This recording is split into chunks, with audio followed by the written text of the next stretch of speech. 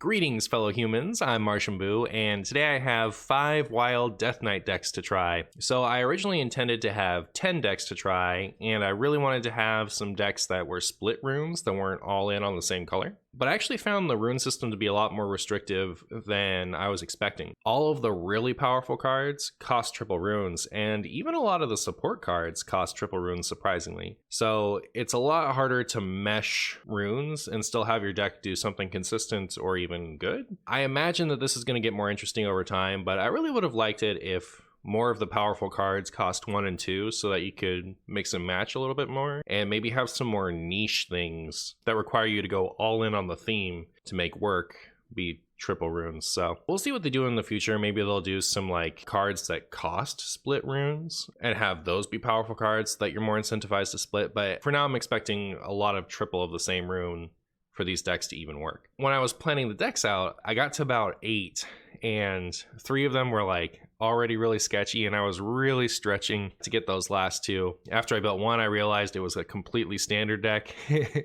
And when I tried to do like a rainbow one with all 3 of the runes, it was just like I tried to do a rainbow odd Deathknight, and it was just it was so bad. So I decided not to highlight a lot of decks and just highlight a few that I think have some actual potential in wild, because some of these actually feel really good to play. If these existed in Nathria, I would have much more confidence that they would at least be playable, but who knows what kind of shenanigans will come from the other cards in March of the Lich King. So first up we have, this is a Reno Blood Control Deathknight. I have not Reno here because I have a couple of other Reno builds of it. So the idea here is blood has so much life gain that you actually, a little jarring. The idea here is that blood has so much life gain that you don't actually need the Reno necessarily. It's all just clears and value and heal.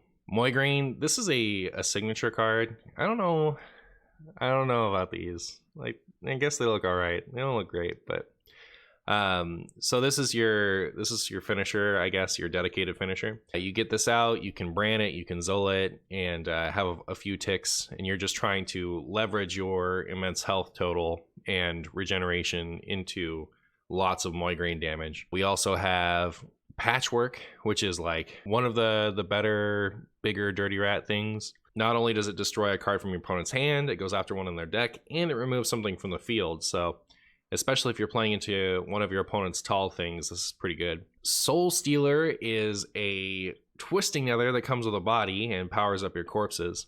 There aren't a lot of corpse spenders in blood, which is another, like, you have triple blood, really efficient corpse getter, and then you don't really have much to spend it on. Luckily, we have Corpse Explosion, which deals 1 damage to all minions and then keeps doing it for each corpse you have. So at least the more redundant corpses you've accumulated, the bigger the Corpse Explosion becomes, and you can get a really cheap, effective board clear that actually clears things through death rattles and stuff. Arcane Dynamo, I got this idea from Engine. So there actually aren't that many 5 or more cost spells in Deathknight right now. There's Corpse Explosion, Blood Boil, Army of the Dead, Frostworm's Breath, and Scourge. So you're really likely to pick up a good one, and the good one being Frostworm's Breath. So the deal 5 to your opponent, make a 5/5, freeze their whole board. That card is insane. If you miss that, you'll likely get Corpse Explosion, and Corpse Explosion is really good in this deck. So pretty good. I suppose you could always take a Scourge and try to get an additional board threat that way. But yeah, so Arcane Dynamo is pretty interesting this expansion, and probably never again once we get more cards. The really cool thing to do with this deck is get to 60 or more health. So you start off with 40 because of Reno, and then you have both of your Vampiric Bloods to give you 10 more health, and you can actually discover more of them by way of Hematurge or other things. So as I play with this, I could definitely see myself adding more discover effects to keep stacking those Vampiric Bloods and see how high I can get my max health to. It's pretty cool. Next up, we have Unholy Aggro. I don't know that Unholy has any wild potential at the moment, but this is the best that I could come up with for Unholy. You may have been expecting Even Deathknight, but Even Deathknight is actually pretty bad. So the thing is, the hero power isn't really worth using. A lot of the cards in this set are built around having something have died since your last turn, and that ghoul dies on your last turn. So in order for you to actually activate those effects, you have to have used the hero power this turn and traded it. So it can't go face, it has to go into something. So a lot of the good 2-drops in even Deathknight are actually 3-drops, and they're not entirely efficient at 3. It just isn't really worth it. That, and I even struggled to get to 30 cards with the even Deathknight. There was a lot of filler going in there. So I opted for regular aggro, which I don't know how much better it actually is, but I think it's at least more fun because it has the Undertaker. Undertaker, in addition to having a bunch of cool death rattle synergies in this set, is itself undead, so it gets the undead synergies on top of that. Arms Dealer gives your undead +1 attack. Skeletal Sidekick gives undead +2 attack. We got the Haunted Creeper. The spiders have been upgraded. I believe they're undead beasts now. So we may see some Creeper and Hunter now that they're beasts too, but they're undead as well. So the idea with this is use the death rattles to buff up your Undertaker and also to have a sticky board so that on turn 4 or a little bit later, you can Grave Strength and give them all +3 attack and smack your opponent in the face. I think this is going to be like a scuffed version of Shadow Priest at first. It'll probably get more support over time, but if you're looking to play Unholy or you want to play a faster Deathknight deck, here you are. All right, so I had intended to make a few different types of Reno Deathknight decks, but I don't really see the point outside of Blood. Not just because Blood has the Reno cards in it, but because not running doubles and Frost I think makes Frost a lot worse, and Unholy is just,